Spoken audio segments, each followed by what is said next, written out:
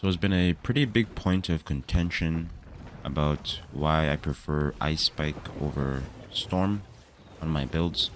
And while I'll say it again, in no way am I trying to say that Ice Storm is not a good ability or that you shouldn't use it. I personally just prefer Ice Spike. And it's more than just the ability itself. Well, yes, the ability is strong and it's viable and has use. The thing that I really like about switching out those two abilities is it makes the playstyle on the weapon more free and open for myself. The thing I don't like about Storm is you're essentially forced into a particular playstyle where you try to lock people down in your Storm and hit them with heavy attacks. But when running this Ice Spike setup, you don't need any one of these abilities to land to hit another one. And what I mean by that is, I don't need my Ice Shower to set up my Spike ability. I don't need my Entomb to set up my Ice Shower. I can use any one of those abilities and then kind of go off on a combo on my Rapier, which is the thing that I really enjoy about it. When it comes to outnumbered fighting on this setup, it's really going to come down to proper Ice Shower placement. The root on this ability is incredibly strong, and it's going to be the thing that gives you your window to kind of burst people and even out those numbers when you're in these kinds of fights. Don't get me wrong, we are in light armor and we're using the Rapier, so we have a ton of iframe and ability to dodge incoming attacks, but you know, you don't dodge everything. And any amount of time you can get to just be able to just put in your burst is always going to be helpful. And then you can usually follow up with either a spike or an entomb and kind of mix up in that shower. But your shower is going to be kind of the bread and butter of helping you with outnumbered fighting. So we're trying to see if we can backdoor an outpost here and try and pick off some of these snipers who are just freely attacking our teammates. And I jump onto this bow player here. We put in quite a bit of damage, and he does try to escape, but we stick onto him with our flesh there. And we almost finish him off, but he does a good job of avoiding our damage. And then he starts to get a little bit of assistance from his teammates, and you're going to see how clutch Ice Shower comes in here for allowing me to lock onto this opponent. So he jumps back in, we go ahead and dodge with the iframe from the invade, throw down an Ice Shower in between all of them, hit both players in the shower so they're both rooted. You see me mix up with the Entomb even to kind of throw them off, and essentially are able to just freely focus on a target while we have the other two just standing there in our shower. Here we've got a little 2v1 against a DPS player and a healer, and in fights like this it's imperative that you focus on the healer. And like I said, Ice Shower being as strong as it is, we're going to try and use that to find our opening to finish off and burst this healer.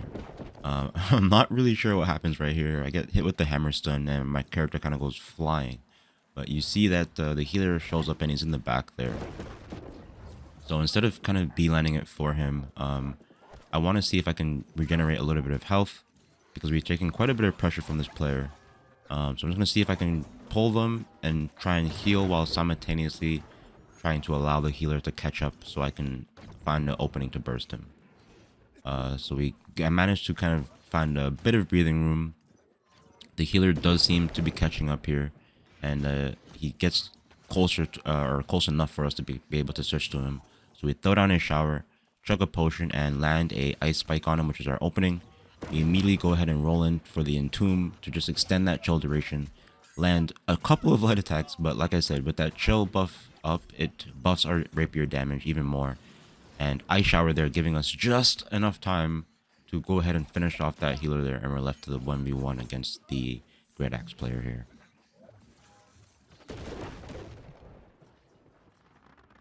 But yeah, I've been really enjoying this weapon and this setup in group scenarios, because you can have a pretty big impact on fights by yourself alone because of the survivability and control that the Gauntlet gives you.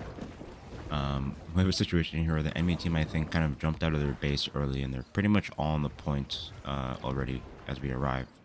And you're seeing it's pretty hard for us to kind of break through and barge in. And I go ahead and just do a iframe with an invade and roll through. And you're going to see here, how long we're going to be able to survive because of the gauntlet. I think had I been running with a more organized group, this would have been a really, really good play because we essentially are able to jump in and distract the entire team, providing an opening for the rest of our teammates to kind of barge in, but they don't really take the opening there. We have one of the Great Axe players here, so I see if I can try and finish off this 1v1 as fast as I can. As you can see, we do have like one or two teammates down there who have realized that there is an opening, but unfortunately, the bulk of our team is kind of just dead set on fighting outside of the outposts. But as soon as we take down that Great Axe player there, I jump right back into the middle of these guys and just try to be more of a distraction. And we end up getting pretty much every single player on us. My goal here isn't really to try and kill anybody. I'm just trying to buy time for my team to push into the point. And as my cooldowns kind of get all used up here, I realize my team is just not gonna jump on the point. But yeah, the impact you can have on like really, really large scale fights with this kind of setup is like really enjoyable. And I'm excited for once I start running with more organized groups to be able to really make a difference in those like larger fights. But as always, thank you guys so much for watching and have a great day.